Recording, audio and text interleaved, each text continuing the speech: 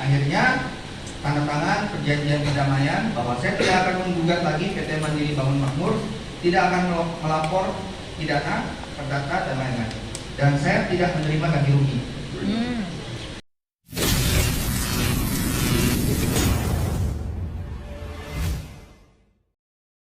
Pemberian status proyek strategis nasional untuk proyek PIK 2 milik Agung Sedayu Group oleh Presiden ke-7 Indonesia Joko Widodo alias Jokowi, menimbulkan banyak sekali cerita sedih.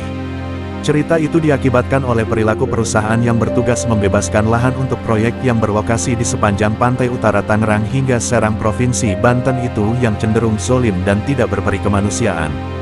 Celakanya, cara-cara itu melibatkan aparat yang seharusnya menjadi pelindung dan pengayom masyarakat. Cerita sedih itu antara lain dialami Charlie Chandra. Pria ini bukan hanya terpaksa harus melepas tanah milik orang tuanya yang berada di Desa Lemo Kecamatan Teluk Naga Kabupaten Tangerang Provinsi Banten seluas 87.100 meter persegi dengan tanpa ganti rugi, tapi juga membuat dia sempat dipenjara tanpa melakukan kesalahan apapun. Charlie menceritakan kisahnya saat ikut hadir dalam acara silaturahmi yang diselenggarakan penggugat PIK 2 dan pengacaranya dengan Kesultanan Banten pada Selasa tanggal 10 Desember tahun 2024. Lahan orang tua Charlie yang seluas 8,7 hektar itu bersertifikat hak milik bernomor 5-Lemo.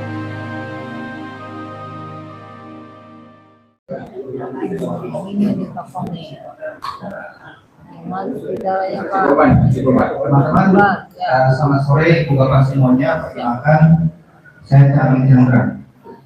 Saya tinggal di Jakarta Kemayoran, tapi saya pernah 2 bulan di Banten. Dengan kesan tidak akan terlupakan di penjara Polda Banten. Saya di situ salah satunya, mungkin hanya satu, sebagai pemilik tanah yang dipenjarakan.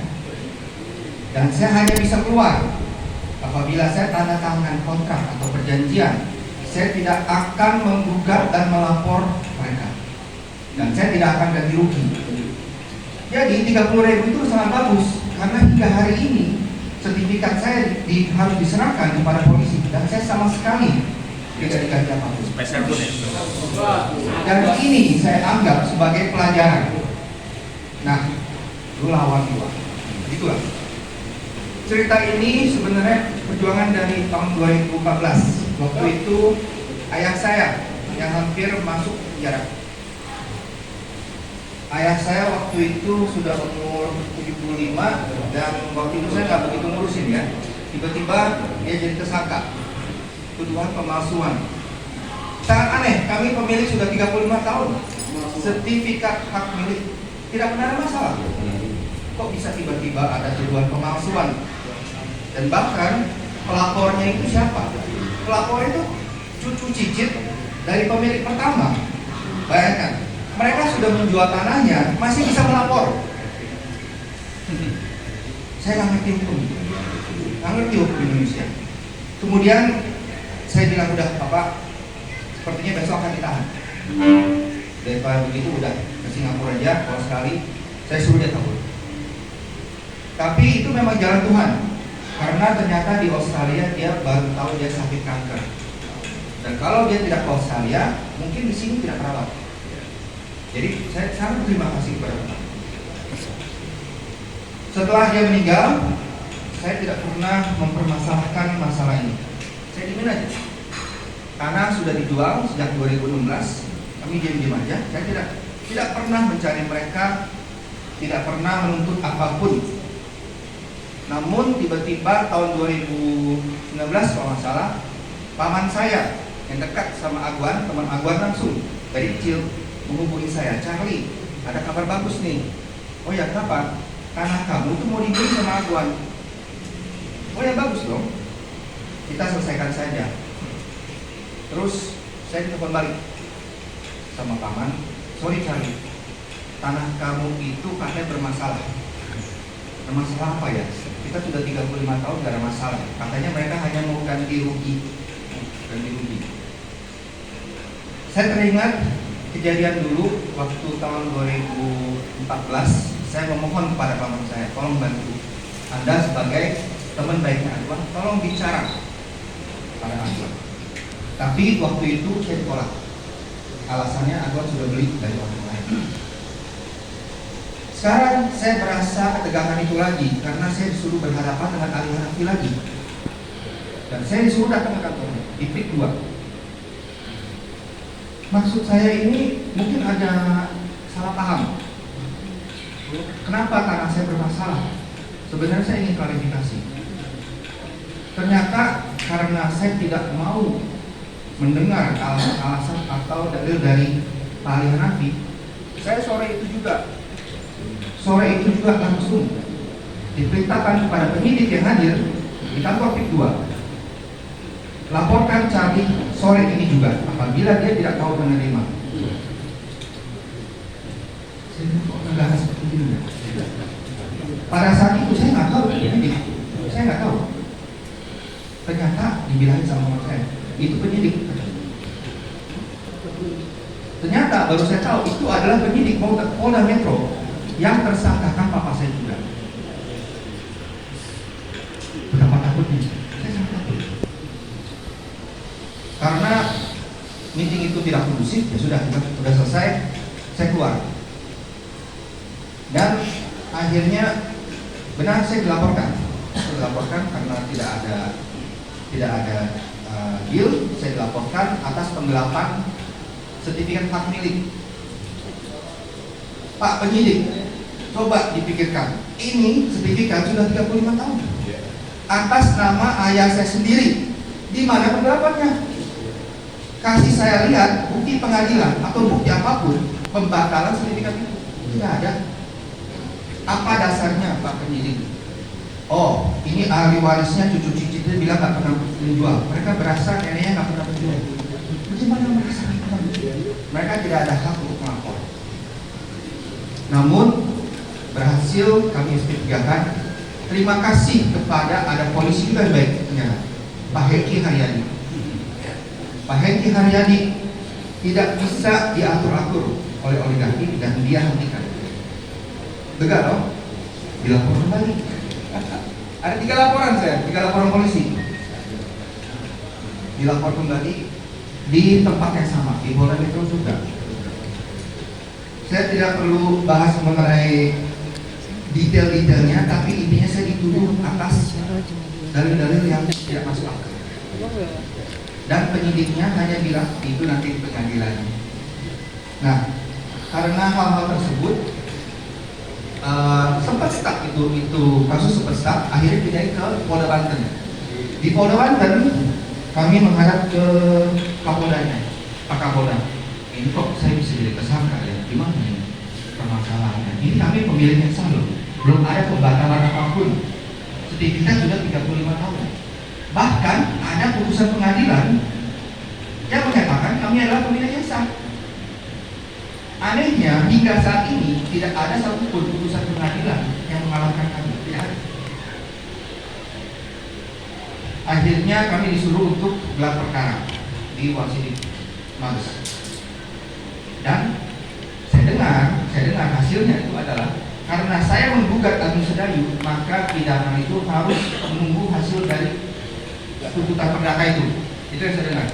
Tapi sampai hari ini hasil gelar perkara tidak pernah keluar, tidak pernah ditandatangan. Dan saya tiba-tiba ditangkap malam-malam. Saya ditangkap.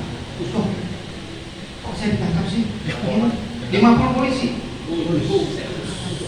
Sebelum saya ditangkap, muka saya ditempel sepanjang jalan PRJ dan ditempel di depan anak sekolah saya. Sekolah anak saya. Bayangkan, di depan sekolah anak saya itu ditempel muka saya semua. Dan kalau Anda lihat di internet itu masih ada, dan sengaja saya tidak hapus. Nah ini dicari. Apakah memang polisi bertindak seperti ini, menempel foto saya seperti ini di depan sekolah? Emang polisi seperti itu?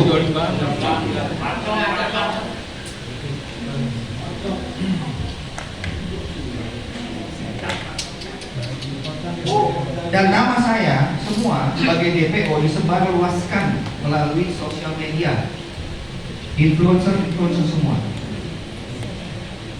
Saya berasa aneh, kok saya lagi gelar perkara di DPO. Saya ditangkap hari pertama, malam pertama saya di Polda Metro. Saya ditangkap oleh Ranmor kalau nggak salah. Ranmor, Pak Ranmor, mohon izin, saya ini sedang mengajukan gelar perkara dan seharusnya gelar perkara itu sebagai petunjuk. Nggak ada ngomong, langsung dibawa ke Polda Metro malam pertama. Penyidik di sana baik saya disuruh tidur di sofa, tapi kemudian dapat telepon pindahin ke sel tikus. Saya pindahin sel tikus. Nah, sampai sore hari saya tidak boleh ketemu siapapun. Tiba-tiba saya dipanggil oleh seseorang yang saya nggak kenal, dibawa ke ruangan yang besar, mewah besar, ruangannya bagus, dan di situ ada si Muanas Alaidin. Muanas Alaidin ini saya belum pernah ketemu, dan dia bilang, Charlie, mau nggak kita damai? Boleh. Bagaimana? Charlie, kamu cabut perdata kamu dan cabut petun kamu, kita akan cabut laporan. Oke. Bagaimana mengenai ganti rugi? Tidak ada. Dan saya waktu itu saya ngotot, juga nggak bisa, kita lanjutkan pengadilan. Tapi setelah saya lihat bagaimana caranya polisi bergerak, oknum-oknum ini sudah tidak bisa dilawan. Saya tidak mau 2-3 tahun di penjara karena hal-hal seperti ini. Akhirnya beberapa hari kemudian saya dipindah ke Polda Banten. Biarpun kami sudah memohon kepada Kapolda Banten, tidak ada harapan. Jadi saya pikir saya pengadilan buat apa? Gak apa-apa mana? Ya sudah, saya setuju. Akhirnya waktu itu pengacara saya yang tanda tangan perdamaian.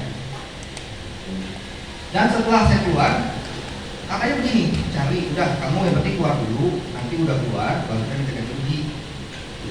Oh, ya sudahlah, saya udah di penjara, sudah nggak bisa ngapa-ngapain lagi kan? Handphone aja nggak ada, mau ketemu orang aja susah.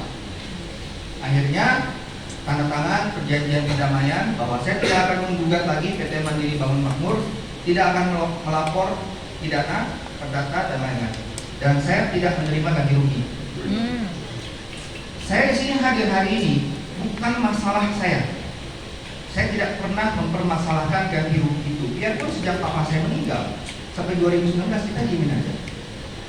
Dan saya hari ini bukan menuntut ganti rugi saya sendiri, tapi saya mau menceritakan kejadian saya.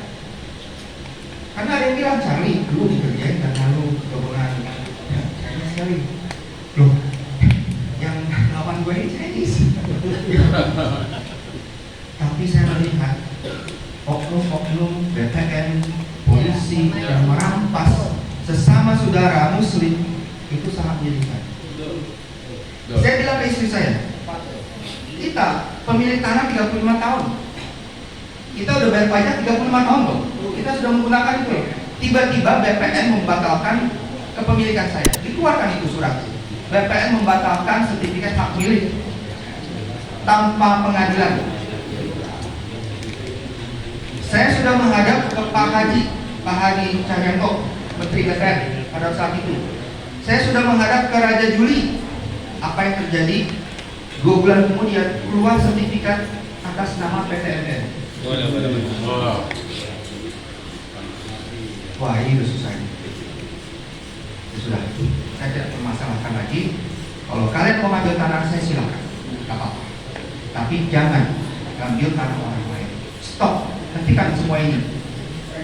Dan saya sangat bersyukur kemarin Bos Aguan masuk dalam Tempo karena dia menyatakan semua dia ganti untung. Ingat kan?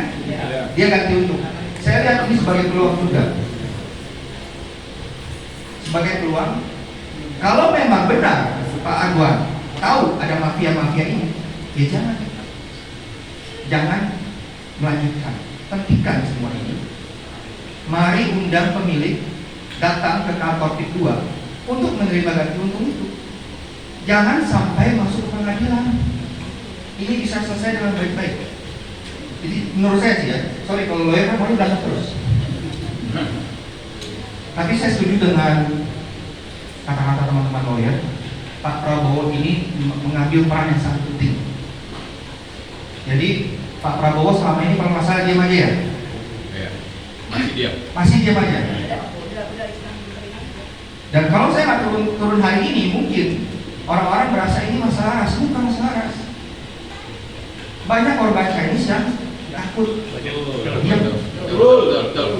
Ibu Kim, Pani, teman saya, penjara 7 orang kalau nggak salah sama petani. Jadi saya minta kepada Pak Prabowo, gimana? Walk the talk, talk the talk. We walk the talk, Yes. not only talk the talk. Nah, saya minta kepada Pak Prabowo, mohon jangan sampai ada korban lagi.